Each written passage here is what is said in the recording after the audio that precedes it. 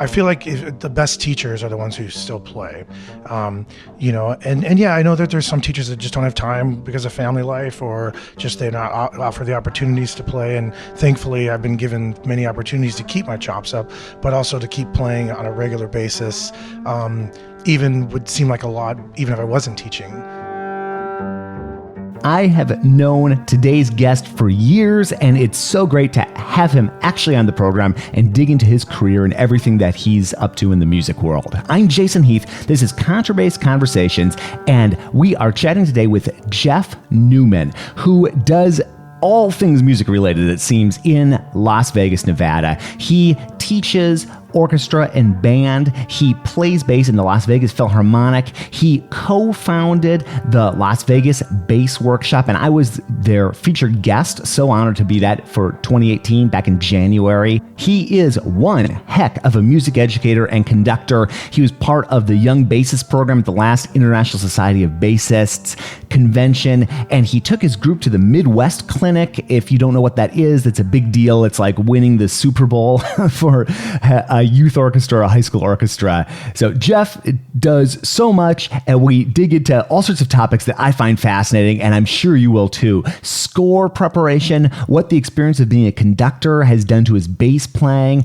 what it's like playing shows like Ka by Cirque du Soleil in Las Vegas, his gigging trio that he's had for years and years, and some of the fascinating venues they've played. So many great stories and takeaways, and this was done live at my place in San Francisco, which is my favorite way to do these conversations. So you'll really, really dig today's episode. And I'd like to give a shout out to our sponsors, Robertson & Sons, Upton Bass, D'Addario Strings, and A440. More on all of them later, but let's dig into this conversation with Geoff Neuman.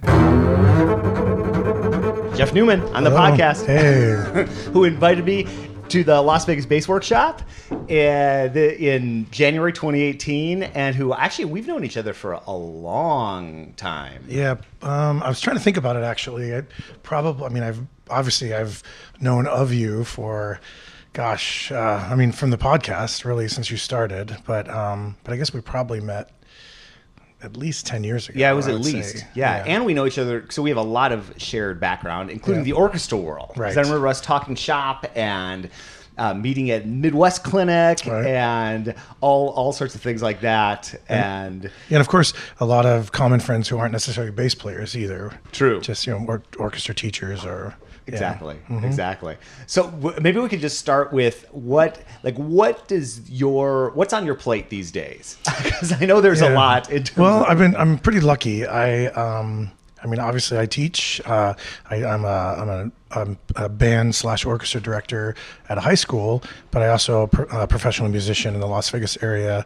I play in the Las Vegas Philharmonic. I have a jazz group that's been working steady for over 15 years.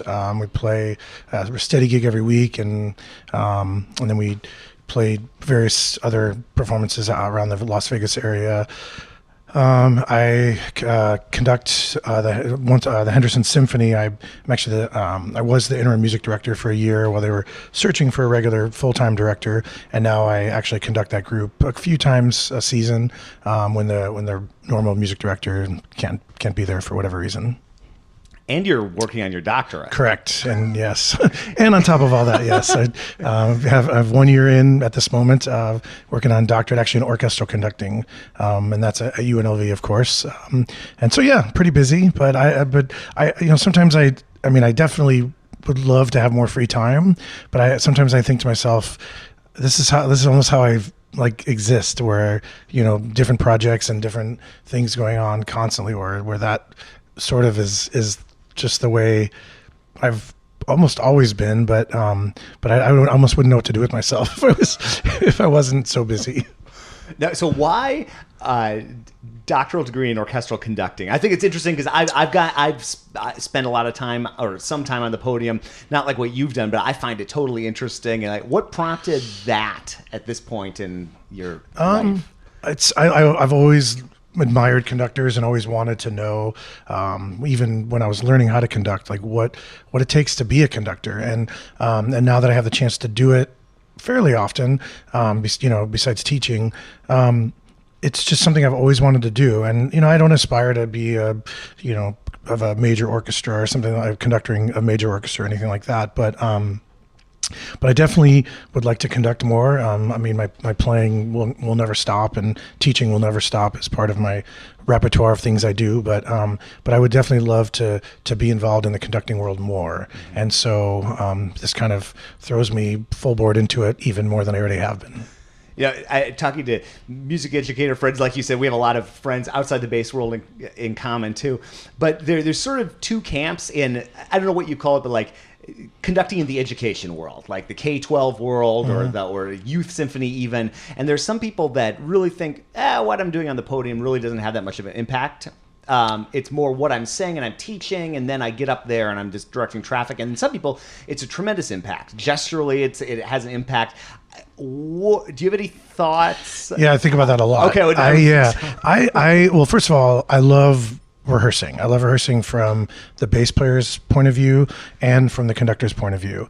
And I feel like students or even the adults or professional musicians that I've worked with in both areas, the conductor's job, so much goes on in rehearsal, and people who have never been to like an actual orchestra rehearsal or any kind of ensemble rehearsal should try to go, because sometimes if you only go see a professional orchestra perform, then you think that the conductor's just up there waving their arms and kind of pointing at people and giving dirty looks or smiles and things like that, which does happen during concerts and rehearsals. But really, like a lot of magic does happen in rehearsals. And so I think I love that from the conductor's point of view, and this is school groups, professionals, it doesn't matter, preparing and having an idea of what you want to do in that rehearsal or even beyond that rehearsal for the upcoming performance, and using that time to mold the music the way you want. But you also have to know that musician, especially when you're working with even high school musicians or professional musicians, musicians are still human beings, and things happen unexpectedly in a good way or bad way that that could change the path of how you're going to prepare for that performance. And so there's so much give and take and really amazing stuff that happens in rehearsals. And so as a conductor, from that perspective, I love being able to be a part of that. I don't necessarily feel like I'm the one who is going to create the moment, because the musicians play, but I love being a part of the whole aspect of creating a performance, from the rehearsal to the performance. How do you, this is a super broad question, but how do you prepare before a rehearsal? As a conductor? Yeah, as a conductor.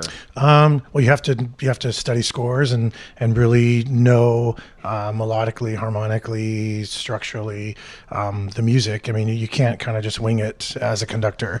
And so that's something else I find fascinating, is opening up a score and exploring like what composers really had in mind. And you can really learn a lot about composers historically and personally through some things that they've done. I mean, certain harmonies that they create, or melodic things that they add, or even rhythmic things that are included in the music, teach you a lot about that composer. And also just as a musician, being able to look at the score and know like what everybody else is doing. So even as a bass player, I find it fascinating to know what's going on with all parts of the music, based on score study, or and listen to a lot of recordings as well, and trying to find different versions if it's a piece that's been performed a bunch, and all those things. It's great. And so listening. Do you spend any time I find the process interesting. I've thought about it. Sometimes I would find myself in a practice room, plunking out some things. Mm-hmm. Sometimes I would write a lot in the score, sometimes not at all. Sometimes I tried colors, sometimes not. What have you experimented with, and what do you do just in terms of like the nitty gritty of getting the score prepared? All of those things. Oh, really? Okay. Oh, yeah. Yeah. I remember a few conducting books show, using colors, colored pencils when you're marking the score. A lot of them talk about sometimes listening to recordings, sometimes not listening to recordings, sometimes sitting at the piano and plunking out notes, sometimes not.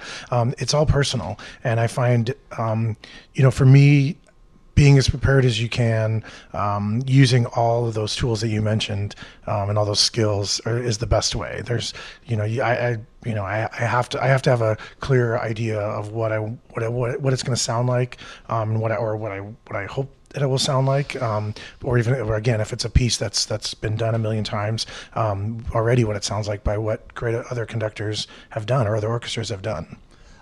When did you first get into conducting? Were you young? You know what? It was just purely from teaching. Okay. I did not conduct ever until probably student teaching. Okay. Or classes that, when I was doing my undergrad. And honestly, I was awful. Any of my friends that might listen to this, and they'll tell you, I couldn't even give a prep when I was doing conducting lessons or classes in college. I was definitely the one that they probably thought, well, it's nice that he's trying to get this music ed degree.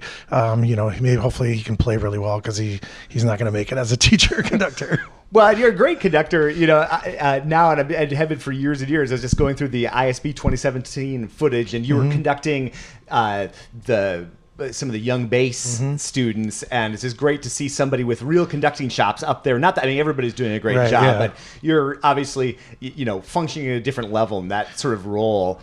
For those skills, because I also, if people don't know, I went back to school and did a music ed degree, and I remember clearly trying to figure out what the heck I'm doing with my hands. And I could tell you, I've seen you conduct as well, and it's great. You definitely know what you're doing up there, and it looks it looks very, very clear and and easy for the musicians to respond. I remember one particular performance when your group performed at the Midwest Clinic. I thought it was great. But as far as that ISB thing, first of all, I love being a part of that, and so I appreciate every moment getting to work with those students. But really, as far as conducting, it's just I've learned just from the experience. Really, I kind of threw myself into it once. I had a solid high school program, and I was able to conduct real literature, and you can do this with any, even if it's just high school or middle school level orchestra music. You can still be a clear conductor. It doesn't mean you shouldn't be, but just the fact that I had a chance to work with musicians who were good enough to respond to gestures and to cues, I think that helped me a lot. Yeah. But it's just something I loved, and once I started doing it, I really went full board. And then I did when I worked on my master's, even though I did that in music ed as well, I studied conducting a lot through that period, and that helped quite a bit. One thing that has impressed me about Upton Bass ever since I got to know them was how many artists there are out there that are so satisfied with the work that Upton has done for them. Here's Mark Ramirez on his experiences having Upton copy his beautiful Cavani bass. I do a lot of moving around and giving master classes and stuff like this. I had a copy made of it by the Uptons, by Gary and Eric Roy at the Upton shop. They made a copy of it, but they made an even smaller copy. I think it's a 7/8 copy of the bass. I use it now. I use that bass for my solo playing, which I do a lot. Recently, I've been doing a lot, especially here, and it has a detachable neck. The detachable neck, man, I tell you, in Europe, it's the craze. Learn more at uptonbass.com, and thanks for sponsoring the podcast, guys. I'm Jory Herman, and I'm one of the newest members of the Los Angeles Philharmonic double bass section. Last year, I began using the Diodario Kaplan strings and really love how they sound and what they can do. As a young bassist, my first memories of playing the instrument were actually on the Diodario Helicore strings, so you could say that I've been using Diodario products since about 1994. Throughout college and my early professional life, I tried many different types and gauges of strings, and even experimented with mixing and matching from different sets. I would put 3 strings from one set with the lowest string from another, or maybe just change out the top string or do half and half, but never was really fully committed to the entire set from a single brand. Kaplan strings, however, do everything that you need them to. They have a crisp articulation while remaining warm and resonant from top to bottom across all strings. They have an immediate and clear response without maxing out in the loudest section of the music, all while still being delicate and singing in the softest sections of the music. All around, they're an incredible set of strings for the orchestra bass section. A lot of people in roles like yours, maybe they don't play much. And then some people like you play a lot and at a high level. You're playing with the Philharmonic, and you have since it started, Las Vegas Philharmonic. You're playing all these shows in Vegas on the Strip, including Ka, which we can talk about maybe if we. Yeah, sure. But like, so how does, in your mind, how does keeping up a playing career help you as a teacher, ensemble rehearser, conductor? I really honestly never thought about not playing, and I love playing. And I guess for me, it was I feel like the best teachers are the ones who still play, and yeah, I know that there's some teachers that just don't have time because of family life, or just they're not offered the opportunities to play. And thankfully, I've been given many opportunities to keep my chops up, but also to keep playing on a regular basis. Even would seem like a lot, even if I wasn't teaching. And I know that a lot of people don't have that opportunity, but for me, it's something I didn't like try hard to okay, I got to keep playing, and no matter what, it's just something that I just knew I had to do. It wasn't like, okay, well, I have this job teaching, so I'm going to try to keep playing just to keep my chops up. It's just playing for me is just something I have to do. And so, so luckily I've had the chance the Las Vegas Philharmonic we're starting our 20th season next year. I'm very excited about that. And I've had a chance to be the sub on many shows on the Strip, including Ka, which I did actually for 5 years up until this past January, 2018. I stopped doing that, mainly because I was working on my doctorate. But yeah, it's been awesome. And I tell you, Las Vegas has so many incredible musicians, including bass players. Of course, Derek Jones that plays a Ka, but so many others. Even the guys that play with me in the section in the Philharmonic are all really great bass players and great, it's a fun community that people probably don't realize. It's maybe not as big of a music scene as New York or Chicago or maybe San Francisco, but really there's quite a bit of talent there, and really mostly good sense of community between the players too. Yeah, it's a scene that I know there's probably a lot of curiosity about, because there really is no place like Vegas, probably in the world, certainly in the United States, and just in terms of the diversity of fit. Like here you are, you're playing in the Philharmonics, you're playing the symphonic repertoire. There's so many shows going on.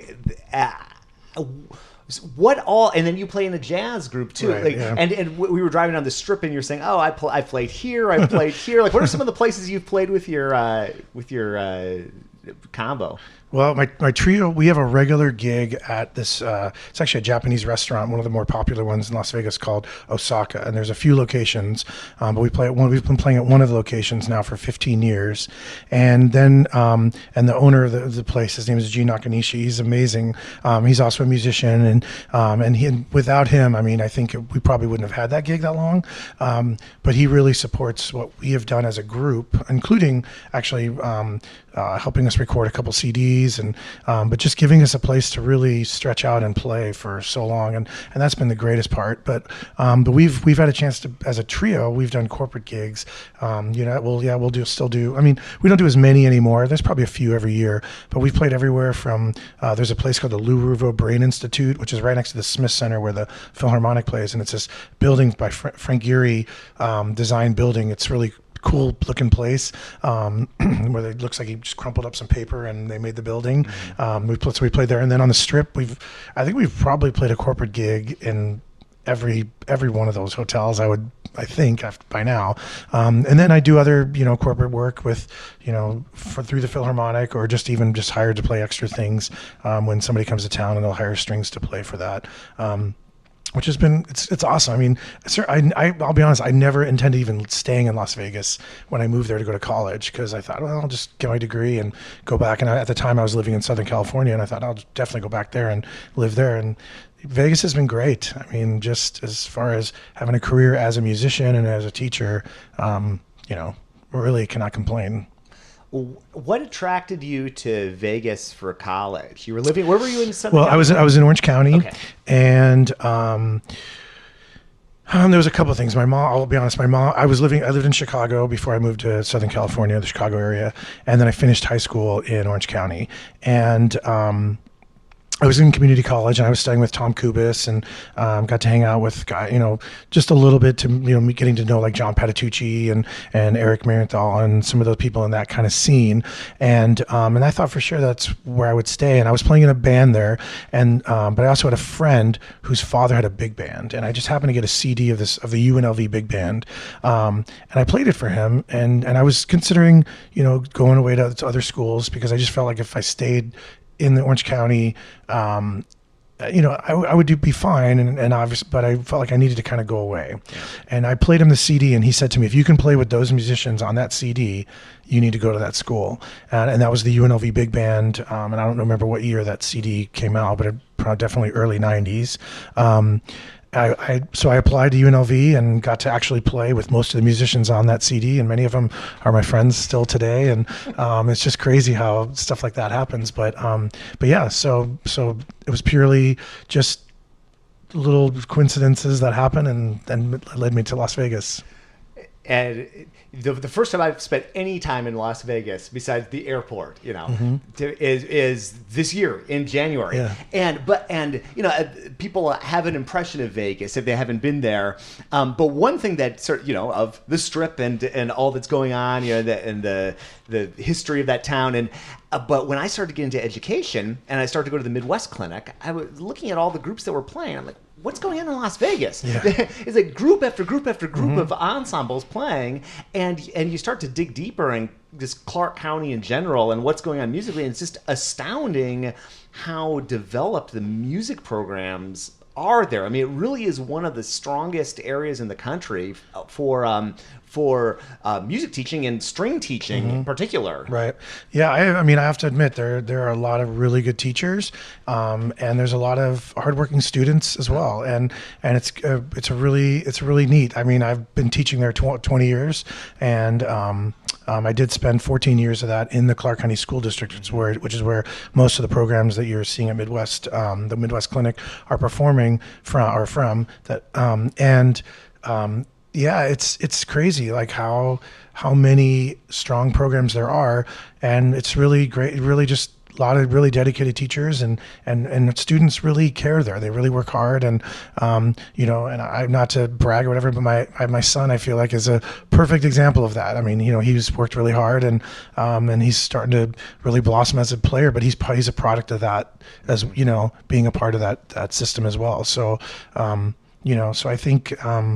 Yeah, I mean, it's hard to pinhole or to say like exactly what, pigeonhole like exactly why it's the way it is, but it really just comes down to, I think, some really good teachers and hardworking students. Yeah, it's so hard to figure out what that mix is that makes for good programs. I used to teach in suburban Chicago in this one area, this small suburb, 25,000 people, and all these great programs and students. People would ask me, what's going on in Vernon Hills? And the answer was like, I don't know. Here are like 9 variables that must have some factor. I could tell you, Frank Listina certainly is a reason for that, for sure. No, he's a tremendous. But but you're right, and it's probably very similar, and maybe in a smaller way than to Las Vegas. But he's a perfect example. I mean, a great teacher, and obviously he has great students and other teachers like you that work there with him. I mean, so I mean that's the reason. Yeah. The LVA then is like the magnet school. Correct. In that program, right? Okay. Yep. And what does and so we're Jeff and I are talking here in San Francisco. There's the SOTA, the School of the Arts here in San Francisco. Kind of a similar setup. How does that work? It's a magnet school. People audition. Yeah, it's part of the school district. Kids have to audition, and it's just a regular 4-year high school. So the students obviously take it's the regular high school. It's not like an after-school program or anything like that. But the students pick a major like they would in college, and so they really focus on band, orchestra, choir, jazz band, dance, theater. I think there's foreign language as well that's included in that. Not anymore. There used to be, I guess. But and really, it's again they've had some really great teachers and support, but students do have to audition, and they do take just a certain amount of new students each year, and the students have to go each 4 years, besides taking all their academic classes, they have to have, maintain good grades and maintain a higher level in their performance for that, for whichever major they pick. So it's a really great program for sure. And also, it's been in the Las Vegas Philharmonic for the last 20 years, and around that same time, you started up the Las Vegas Bass Workshop. Right. Yeah. A person, a bass player. His name is Brad Pfeil, who now lives in the Chicago area. Great conductor, educator, bass player as well. And I both started along with. I thought there was maybe a couple other people that got started with us, but basically, it's been 20 years now.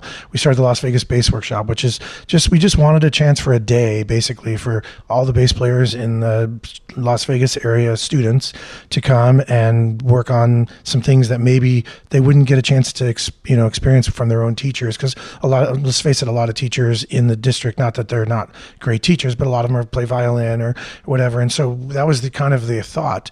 But it's really turned into this amazing thing. We've had, obviously you've been there with us, and we've had Edgar Meyer and Barry Green and Donovan Stokes and Diana Gannett and Catalin Rotaro. We've had so many great artists that have been come there as a guest and perform for the kids and work with the kids throughout the day, master classes, and I'm really proud of what it's turned into.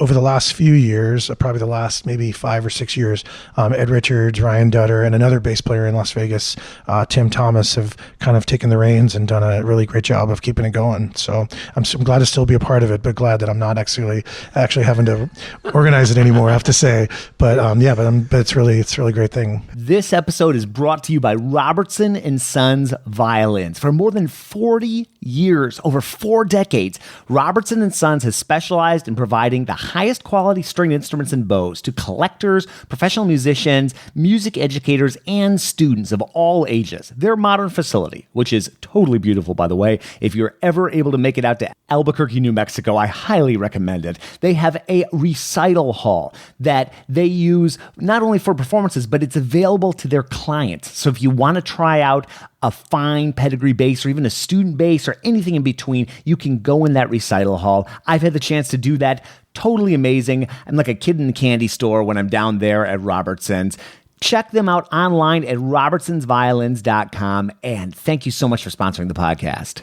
The bass community thanks you for organizing it for all those years. I'm sure anybody who's put any event together knows how much work that is. Yeah, it was worth it. Well worth it. So I'd love to talk just a little bit about Ka, because Sure. when I was in Vegas this January, I checked out Ka both from the music studio where the band plays. This is Cirque du Soleil's show in Las Vegas, Ka, and then I saw it from the audience. Mm-hmm. And I had Derek Jones, who's the bassist for it, on the podcast. We talked about a lot of things. I'm not sure we actually talked about Ka much. Oh, okay. And then you walked in and 5 years of subbing? Yeah, I subbed on the show for 5 years, yeah. So can you just describe the musical or bass player experience of playing that? Well, first of all, anybody that knows Derek, and if you have not listened to the podcast with Derek, you definitely need to check that out. He's a true virtuoso musician, just incredible musician, great guy, and really the bass part of the show is centered around his playing. So there's lots of effects and lots of non-bass playing technical things that you have to do, and you have to basically triple on the show, playing upright, fretless, and regular electric bass, and you have to switch very quickly between pieces, just like most shows. But really, what makes that show different is there's an improvisatory element to it that Derek. It's really, him, and as a sub, you really have to try to play like the guy the person who does the show, and it's a challenge. I'll be honest with you. It's definitely the hardest show I've ever played, for sure. For that reason, as far as the actual parts, I don't know if like the parts that are written out, not crazy hard. There's a couple things, but trying to emulate what Derek does is pretty incredible, and really that was the challenge of doing that gig. But there's so much to it, and really Yeah, you should, like I said, you should definitely check out Derek's podcast, and if you're in Vegas, check out the show, because it's a great show for sure. Yeah, it's amazing. The Wheel of Death. I mean, just all these things that you're seeing, like actual life or death things that and even like during that part of it in particular, there's where watching Derek play the show, which I've obviously seen him play hundreds of times.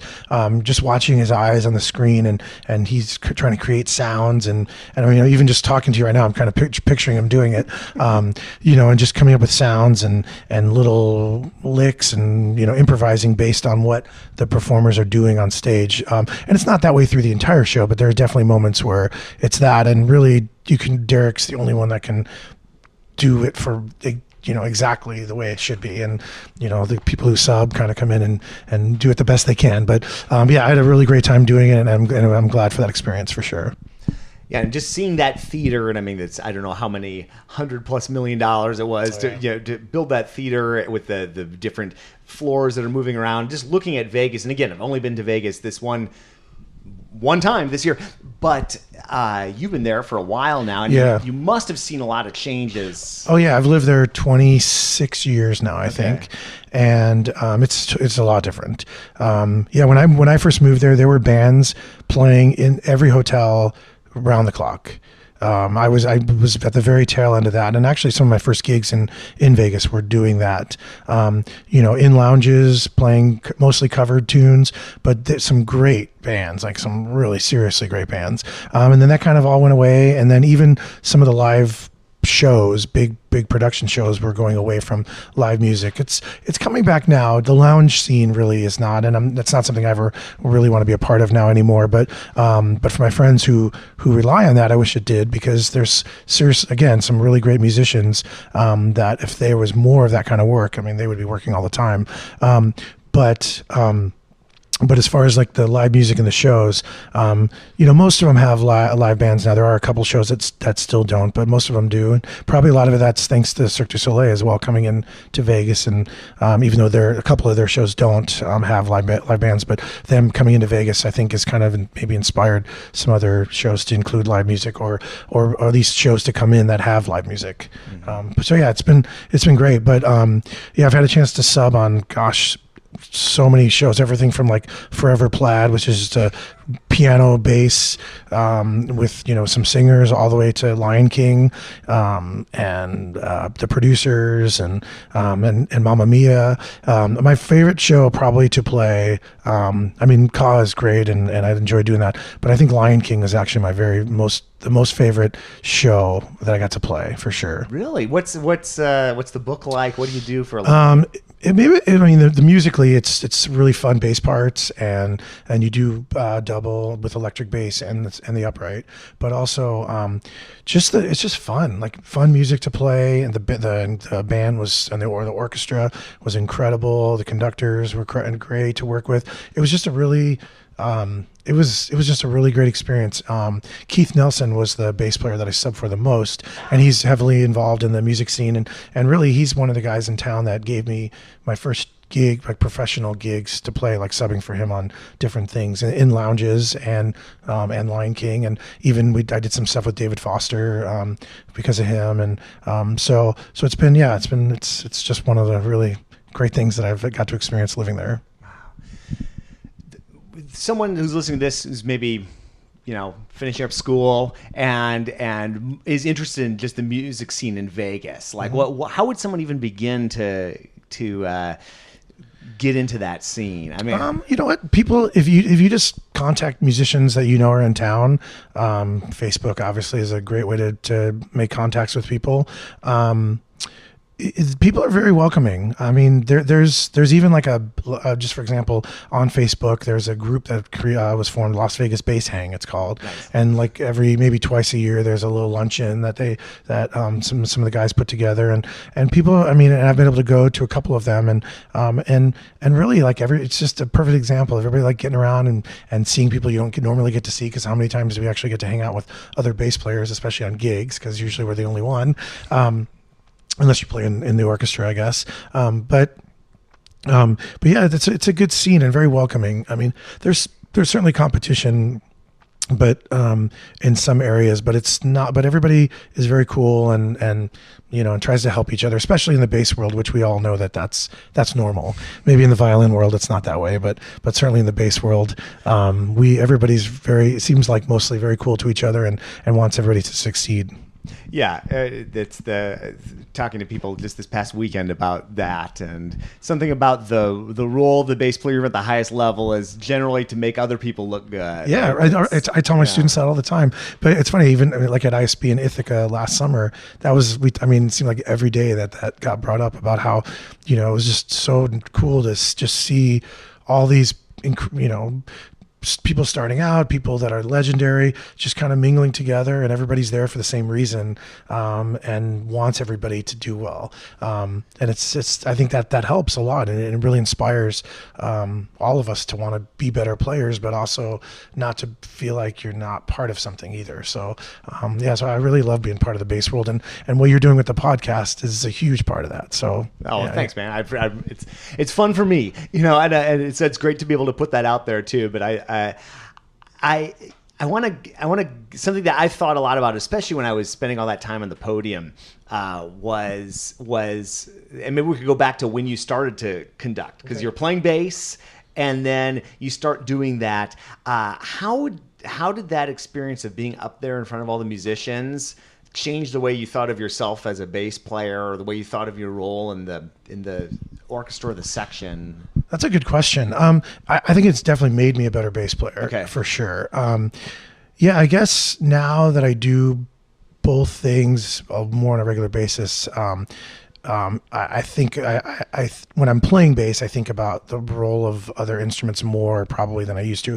But when I first started conducting, it was hard. Made lots of just like bass playing. We make lots of mistakes and probably say not clearly what you want, and visually with your, cues and not what you want. But I feel like, when it came down to it, it's music, and for me, I was never like the great person. Like I was never, Geoff's like, this great bass player, Geoff's this great conductor. I've never been that. I've always had to work really hard. And I think, knowing that I had to work hard with whatever I was doing, I just did it. And so, it wasn't like I just relied on any kind of natural talent whatsoever. It was all hard work. And so for conducting, for bass playing, it's been that way. And sometimes it's, I want to put more effort into one or the other when one kind of feels like it's being left out. But becoming a conductor, certainly helped my musicianship and certainly helped my bass playing and vice versa as well. How do you, totally random question, but something I thought, how do you keep your bass from exploding in the desert? You know what? I've been so lucky. The bass, I have a couple basses now that I play regularly. I have a jazz bass that I bought in Las Vegas, actually. And I know a little bit of history of it. It was in New York for a while, but it was in Vegas for quite a while before I bought it. And then I recently bought a bass, actually, that was in Houston, and I got lucky that they both have not cracked or anything. But I know lots of my friends that buy stuff from Southern California and bring it to Vegas. They always have problems. I honestly, I think it's luck more than anything else. That's right? Great. Yeah, exactly. And I can't explain it because I'm definitely haven't been diligent with humidifying and keeping it, or some people are very, very conscious of that. I think I just got lucky. Yeah. If it ain't broke, don't fix it, though, with stuff like that. This jack set I was unbelievably negligent in Chicago. Like, I never had the posts swapped out. I quit using damp hits, and it sounded good in January, sounded good in June. I thought, well, let's leave sleeping dogs. Right. Yeah. So what's it been like here? Well, here it's like bass heaven in terms of that. It's like 50% humidity and 60 degrees all year. So no, it's a very easy. People look at me funny when I say winter post, here in San Francisco. Yeah. Well, this has to be the first of many chats. I would love it, yeah. But let me ask the traditional last question. Go back to maybe Geoff at UNLV starting to starting to do the music ed thing, conducting, and now you've done all that you're doing and that you've done. What advice might you give young Geoff? Wow.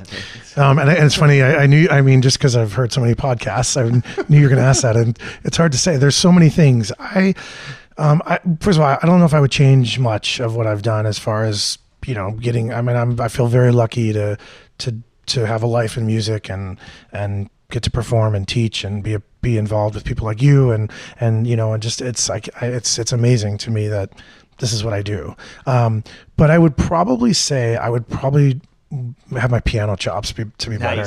Nice. Yeah, I think that's the one thing I regret, and composing more too. There was a period where I was composing, and just a little bit, and some rock tunes and some and even some other things, and I feel like piano and composing are two things that I definitely wish that I would have put more effort into previously, even though it's never too late.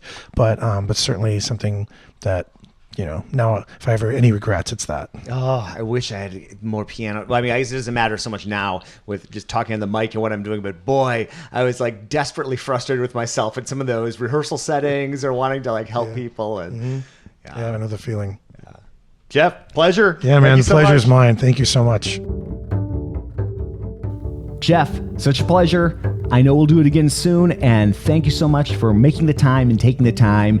And folks, I really hope you enjoyed this. These are topics I love talking about. I'm so interested in what makes people tick and what they've learned through their journeys. So thank you, Geoff. And thank you to you listening out there. I appreciate it so much. I know we're all so busy, and taking the time to listen to these conversations that I'm passionate about and find interesting, I just honors me to no end that you'd take your time and do that too. And if you haven't reached out before, feedback@contrabassconversations.com will put you in touch with me, and I respond to every message I get. I love hearing from people from New York, from Australia, from Chile, from everywhere. If you're in Antarctica, I still have yet to get a message, but if you are, send me a message. And it would be great to connect with you. You can also join our email newsletter. We send out info about the podcast, but also a little bit about what's going on in the bass world in general. So it's a good way to stay up on what's happening in the world of bass. That's all available at our website, contrabassconversations.com. And if you're not subscribed to the podcast, there are a bunch of different ways to do it, all of them free. And that info also on our website at contrabassconversations.com/subscribe. Contrabass Conversations is produced by Michael Cooper, Steve Hinchy, Trevor Jones, and Mitch Mooring. And if you're looking for a new bass or you need to get some work done in the Dallas area, Mitch is there ready to help out. Learn more at mitchmooring.com. And thank you to Krista Copper for cataloging and archiving and finding all the different topics we cover in these episodes. It's a huge task, but it's what allows us to do more best of and topic episodes going forward. So thank you, Krista, for that. And I am your host, Jason Heath, coming to you each and every week from San Francisco, California. And we will see you again soon for more life on the low end of the spectrum.